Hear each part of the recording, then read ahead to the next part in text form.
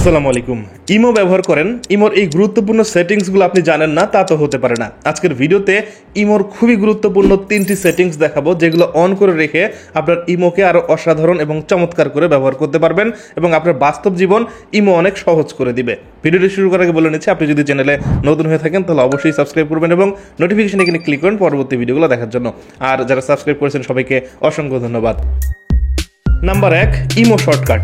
এবার আপনি যে কোনো একটি প্রোফাইলকে শর্টকাট করে রাখতে পারেন। ডিসপ্লের ওপরেই তার নাম থাকবে এবং এক ক্লিক করে আপনি তাকে কল দিতে পারবেন, মেসেজ করতে পারবেন, ফটো ভিডিও সব কিছু সেন্ড করতে পারবেন। ইমোতে আপনাকে বারবার প্রবেশ করতে হবে না। প্রথমেই আপনার ফোন থেকে ইমো ওপেন করুন, এরপর আপনার চ্যাটিং লিস্ট দেখতে পারবেন। এবার আপনি যার সাথে সবচেয়ে বেশি কথা বলেন সেই পার্সনকে সিলেক্ট করুন। আমি একটি প্রোফাইলকে সিলেক্ট করতেছি। এবার ওপরের দিকে যে নাম দেখা যাচ্ছে এই নামের ওপর টাচ করুন। এবার এখান থেকে 3 ডট মেনুতে ক্লিক করুন। নিচের দিকে দেখতে পাচ্ছেন শর্টকাট একটি অপশন আছে, এইখানে ক্লিক করুন। এবার এখান থেকে অ্যাড করে দিন। এবার আপনার ডিসপ্লেতে সবার উপরে তার নামটি থাকবে। এখানে আপনি এক ক্লিক করেই তাকে কল দিতে পারবেন, মেসেজ করতে পারবেন এবং ব্যাক করতে পারবেন। আর আপনার ইমোতে বারবার ঢুকতে হবে না, জাস্ট সিম্পল এর উপর টাচ করবেন, কল করবেন, ভিডিও কল করবেন, মেসেজ পাঠাবেন, সব কিছু করতে পারবেন। এবং অবশ্যই এটি সবার জন্য অনেক বেশি কাজের হবে যারা একজন বা দুইজনকে কল করতে চান। এভাবে 1 থেকে 2টা পার্সনকে এক ক্লিক করে ফটো ভিডিও পাঠাতে পারবেন, কল করতে পারবেন।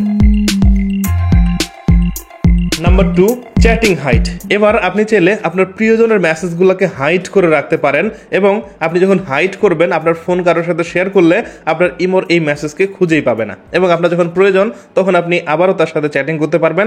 আগের মেসেজ সবগুলোই থাকবে। যারা ফোন একজন আরেকজনের সাথে শেয়ার করেন, নতুন করে চ্যাটিং করার জন্য মেসেজ ডিলিট করতে হয়, কেউ দেখে ফেলে সমস্যা হতে পারে। এখন আপনি চাইলে আপনার ইমোর মেসেজ হাইড করে রাখতে পারবেন। ফোন আপনার কাছ থেকে কেউ নিলেও আপনার এই মেসেজ দেখতে পারবে না। প্রথমেই আপনার ফোন থেকে ইমো ওপেন করুন, এরপর এখানে যে চ্যাট লিস্ট আছে যাকে আপনি হাইড করতে চান, সো এই নামের ওপরে বা প্রোফাইলের উপর টাচ করে দেখুন।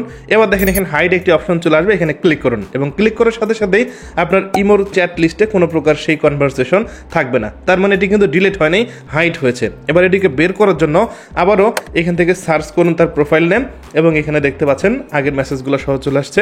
জাস্ট এভাবে আপনি আপনার ইমোতে আবারও চ্যাটিং করতে পারেন।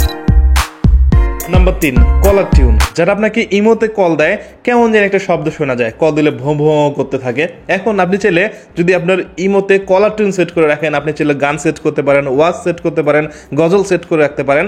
আপনাকে কল দেওয়ার সাথে সাথে সে সেই গজল শুনতে শুনতে সময় পার করতে পারবে। প্রথমেই আপনার ফোন থেকে ইমো ওপেন করবেন, এরপর প্রোফাইলে টাচ করুন। এখানে সেটিংস অ্যান্ড প্রাইভেসি একটি অপশন আছে, এখানে ক্লিক করুন। 2 নম্বরে দেখতে পাচ্ছেন ফাংশন, এখানে ক্লিক করুন। সবার নিচে দেখতে পাচ্ছেন কলার টিউন একটি অপশন আছে, জাস্ট এখানে টাচ করুন। এবার আপনার পছন্দ অনুযায়ী যে কোনো গান এখানে সেট করে রাখতে পারবেন, ওয়াজ সেট করতে পারেন, গজল সেট করে রাখতে পারেন। আপনাকে কল দেওয়ার সাথে সাথে সে সেই গজল শুনতে শুনতে সময় পার করতে পারবে। এবং উপরের দিকে ক্যাটাগরি দেখতে পাচ্ছেন, বিভিন্ন ক্যাটাগরি আছে। এখান থেকে যে টিউন আপনার পছন্দ হয় সিম্পলি সেটাকে সিলেক্ট করুন, এরপর এখান থেকে টিক চিহ্ন দিয়ে দিন। এখন আপনাকে যদি কেউ ইমোতে কল দেয় তাহলে আপনার এই পছন্দের গানটি সে শুনতে পারবে, বোরিং ফিল করবে না। ইমো নিয়ে যদি পরবর্তীতে আরো চমৎকার ভিডিও পেতে চান, ইমো নতুন আপডেট জানতে চান, অবশ্যই কমেন্ট করতে পারেন এবং এই 3টা সেটিংস থেকে কোনটা আপনার কাছে সবচেয়ে বেশি ভালো লেগেছে সেটিও কমেন্ট করে জানাতে পারেন এবং পরবর্তীতে কোন বিষয়ে ভিডিও দেখতে চান সেটিও কমেন্ট করে জানাতে পারেন। চেষ্টা করব আপনার কমেন্ট অনুযায়ী পরবর্তী ভিডিও তৈরি করার। সবাই ভালো থাকবেন, সুস্থ থাকবেন, কথা হবে পরবর্তী ভিডিওতে। আজকের মতো এখানে শেষ করছি।